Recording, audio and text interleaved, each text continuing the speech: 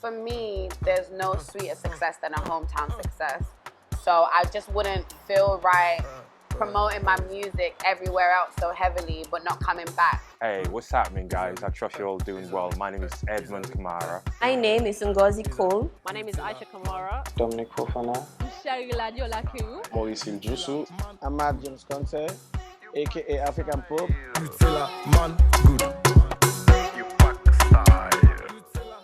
I'm an actor, director, producer, A writer, a poet, a performer. A photographer and a filmmaker. I'm an architect in London and I own a football team in Sierra Leone called Legend FC. I am a Sierra Leonean writer. Events curator, a men's stylist. A graduate engineer, aka country artist. And I'm also the founder and editor of Poda Poda Stories, which is a digital literary journal for Sierra Leoneans. I started Poda Poda in July 2019, and I'm a fan of literature. I'm a huge fan of reading. I'm a huge fan of books, poems, fiction, non-fiction. And, you know, I just feel as though there aren't enough platforms for Sierra Leoneans to publish their stories online. I've been lucky, I've been exposed to certain magazines in Africa like Afrida and Brittle Paper, but there's a vast majority of Sierra Leonean writers who just don't know about these opportunities. And so I thought, well, why not? Why not just create our own platform for Sierra Leonean stories, wherein we can, you know, anyone can submit and be inspired, and also inspire other people to write and share their stories as well. I started playing football in London for Millwall, then obviously went to uni, played at uni. So I've always had that kind of interest in sports. And coming back to Sierra Leone for the first time when I was 18, I kind of, you know, seeing the boys and seeing that they didn't really have any kind of role models or any, say, facilities to play the sports. It kind of just drove me a little bit to kind of like try and provide something for them. 5 years ago, I did something and I posted it on Facebook. It was a sketch of Kanye West. And it had a lot of... Okay. Yeah, it was a sketch of Kanye West and it had a lot of likes. So the feeling was good. I started sketching and posting it on Facebook. And more people started commenting and showing love. And that was how I got into it, if I can say so. Well, I feel like I've been writing since forever, but then I really started putting my work out there since 2019. I've been doing this, let me say, for 14 to 15 years, because I started on school stage plays. I used to be in my school concert team. We used to do stage plays every end of the school year. It was something that started much earlier in my teen years when I developed the passion to dress a kind of way, you know, quite different. And I decided to take the plunge about 6 years ago when friends encouraged me to actually start a blog. So that's how it all started. The brand itself is called Fashion Industry Insiders. It's about bringing people together. It's about bringing creative people together within the fashion industry. What's been your favorite moment so far in your career? My favorite moment so far in my career was when I won an award in 2017. It was a Youth Empowerment Award for Best Youth in Arts and Culture in Sierra Leone. So it was a good feeling for me. I think my favorite memory was once that I went to have a talk at Family Kingdom. I was invited for International Day of the Girl Child. And it was amazing because after the youth panel, a whole bunch of like young people came to me and they expressed how inspired they felt. And for me, it was a big moment, knowing that I actually made an impact in people's lives. There's been quite a few good moments, but I think it's when you talk to people and they tell you, oh yeah, I've heard about your event and you're doing a great job, or you guys are doing a great job, and then you realize the impact or how much people are following what you do. So it kind of like, it gives you more fire to do more, or to actually just sit up and fix yourself, you know, because you know people are watching. Whenever I write something and it's published, and someone comes up and says, hey, I really related to what you wrote, or I really like your work, or hey, I read your poem, or I read your story, and I'm inspired to write something as well. Sharing is a huge part of my journey as a writer and now as an editor. I love that we can connect through stories. I love that we can break down barriers through stories. I've had a couple of great moments and great experiences, so it's kind of tough for me to actually just select one moment. There was a time I had a job with VSL, Visit Sierra Leone Travel Agency. So working with them, I had the opportunity to travel Sierra Leone. And that actually helped me to identify my niche and what I want to become. So traveling during those times, especially going to Tiwa Island, and because it still is one of my favorite moments. Where would you like to see yourself and the industry in 5 to 10 years? Well, for me, I'll start off by saying in 5 to 10 years, I'd like to see myself as established photographer and filmmaker, like having my own production house, and doing tons and tons of content for brands, like big brands, not just here in Sierra Leone, but within the sub-region and for the world. I'm a girl with big dreams, so in 5 to 10 years, I'm thinking world tours. I will definitely be a published author by then.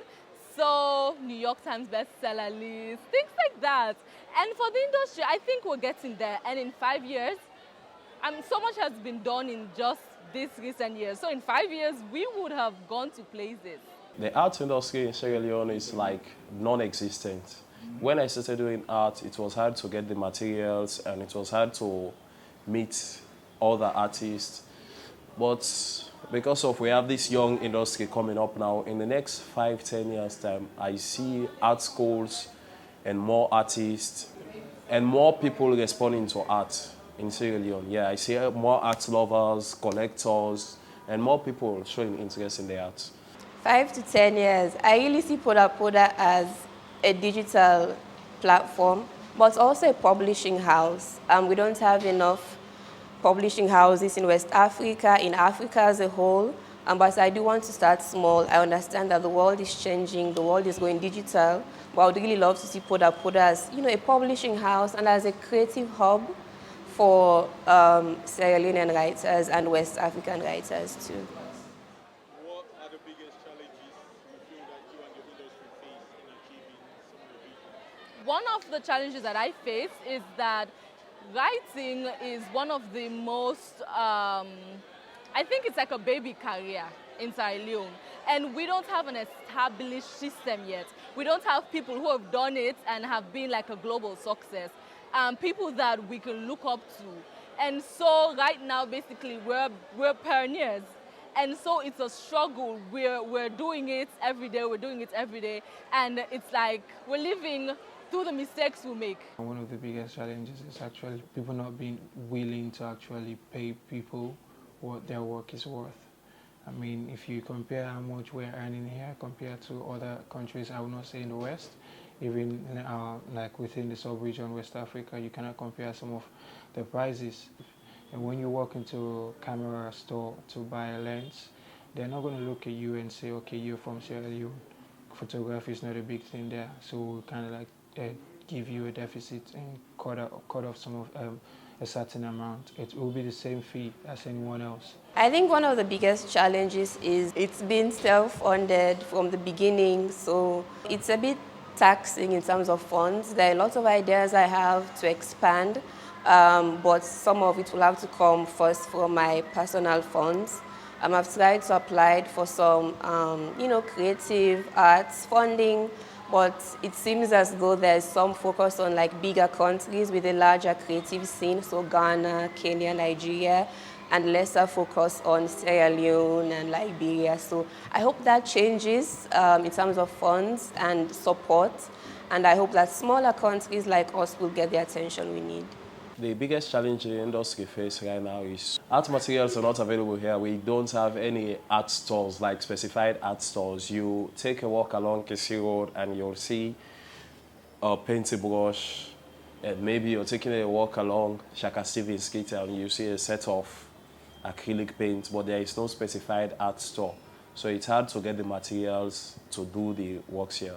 That's one of the challenges. And the second challenge is the perception about artists in Sierra Leone. Since once you decide to be an artist, you are seen as a dropout, as a poor person. You have no goal, you have no future.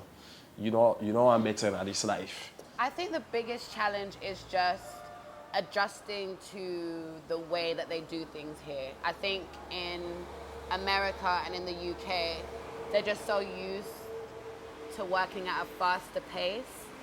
Here, it's a little bit more relaxed. The resources aren't as much. So it could be frustrating, I feel like, for most artists, even the ones that are here locally, when there are certain things you want to do and they're maybe not available to you. My biggest challenge is funding, because I have to do almost everything. Transportation, the feeding, the costumes and locations, almost everything. And the crowd control. I think the biggest challenge is the expectations. I think with a lot of these boys, they're very eager to play football, but they don't understand that it takes time to develop a team, to develop the foundation of a team, and also the organisation and the foundations of certain organisations within Sierra Leone. I think they probably need to improve on certain things, but generally they're doing a quite good job. It's just bringing people together and making them work together, and that's what Fashion Industry Insiders is all about. When you have a bunch of creatives together trying to make them work, everyone have their own ideas. So it's quite challenging to actually get them to see one vision, So, and another challenge is getting the corporate world to see what you're trying to do and for them to support it in whatever kind of way. But again, these challenges are to be expected, and we thank God that we've overcome some of them.